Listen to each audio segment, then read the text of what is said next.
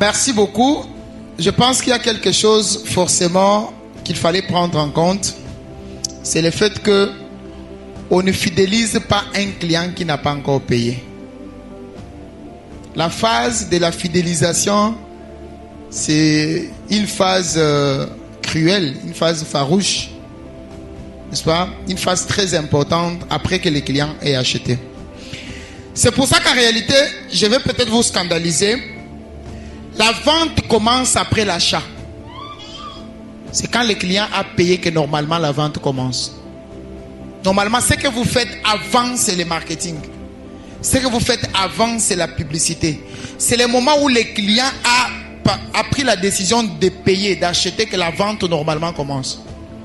Parce qu'en réalité, c'est quand le client a déjà payé qu'il faut forcément maintenant commencer à se dire, ok, maintenant qu'il a payé, comment faire pour qu'il paye prochainement? Comment faire pour qu'il paye désormais? Comment faire pour qu'il paye sans que je n'aille le chercher? Comment faire pour que dès qu'il se réveille, il se rappelle qu'il doit consommer mon produit? Ça, c'est une étape déjà un peu plus avancée par rapport. Voilà pourquoi la première question qu'il faut se poser, c'est pourquoi est-ce que les clients payent et quand est-ce que les clients payent et comment les clients doivent payer.